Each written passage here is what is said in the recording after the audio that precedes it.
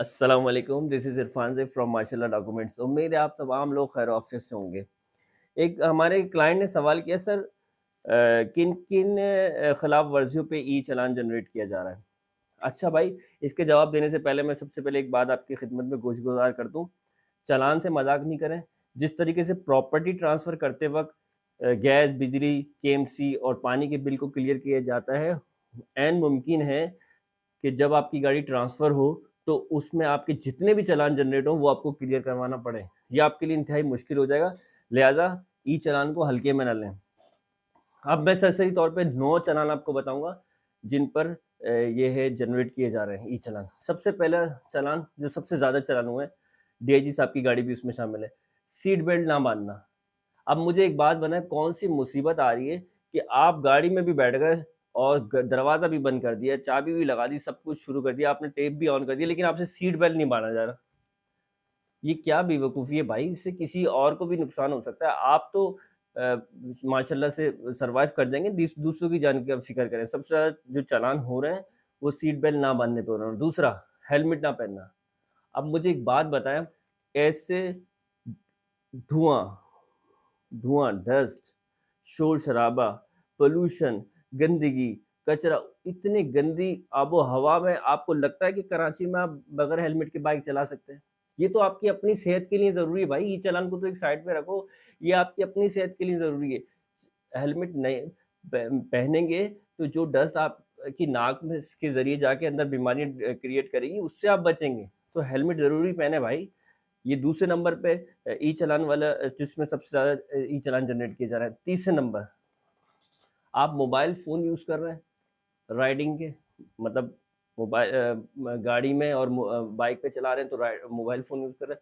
آپ کو کون سی ایسی ایمرجنسی آ گئی بھائی، اپنے بچے کو دیکھو، اپنی فیملی کو دیکھو، آپ اپنی جان جوکھم میں ڈال کے وہ کال ریسیو کر رہے ہو، یعنی آپ کو اپنی جان کی بالکل بھی فکر نہیں ہے، اس پہ بھی ای چالان آپ کا جنریٹ ہو رہا ہے۔ Number 4، over speeding.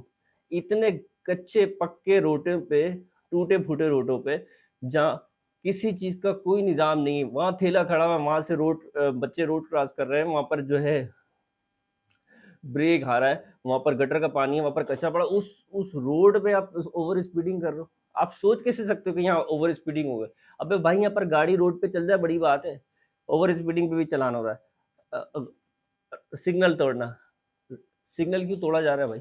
آپ کو کہاں جانا ہے؟ کتنی بھی جلدی کر لیں آپ جلدی نہیں نکل سکتے، کیونکہ روڈ ایسے ہی نہیں ہے چلانے والی گاڑی، ٹریفک جام ہوگا، سگنل توڑنے پہ بھی چلان ہو رہا ہے۔ آگے چلیں، رانگ وے پہ آنا۔ پہلے ہی چھوٹے چھوٹے نیرو روڈ ہو چکے ہیں، اس کے باوجود آپ رانگ وے پہ آتے ہیں۔ بھائی کیا کرنا چاہ رہے ہیں؟ جو بیچارے صحیح طریقے سے گاڑی چلا رہے ہیں ان کو پرابلم ہوتی ہے اور روڈ پورا بند ہو جاتا ہے، چوک ہو جاتا ہے، گھنٹوں تک ٹریفک جام رہتی ہے، تو رانگ وے پہ بھی چلان ہو رہا ہے۔ آگے چلیں، کالے شیشے۔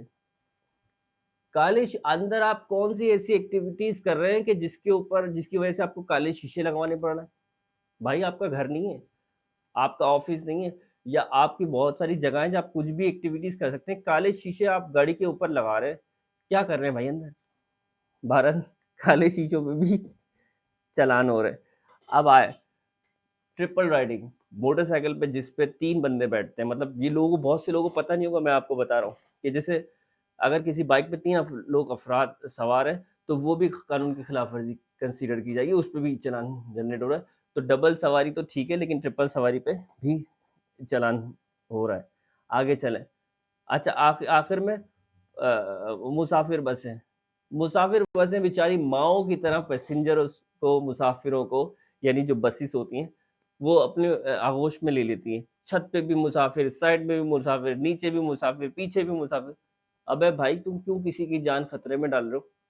خدا نہ خواستہ اگر وہ ہلکا سا ٹچ اپ ہو گیا، کتنے حادثے تو ہم خود اپنی آنکھوں سے دیکھ چکے ہیں، بس ذرا سی یوں ہی سینکڑوں لوگ، دسیوں لوگ جو ہے وہ بیچارے معذور ہو گئے۔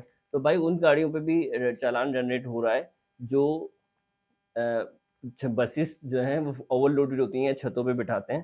تو یہ جو چیزیں اہم چیزیں جن پہ سب سے زیادہ چالان جنریٹ ہوئے، تو بھائی یہ ہمارے فیور میں، ہمیں ان کو ای چالان سمجھ کے نہیں، اپنی جان کی اور دوسروں کی جان کی حفاظت سمجھ کے اپنانا چاہیے۔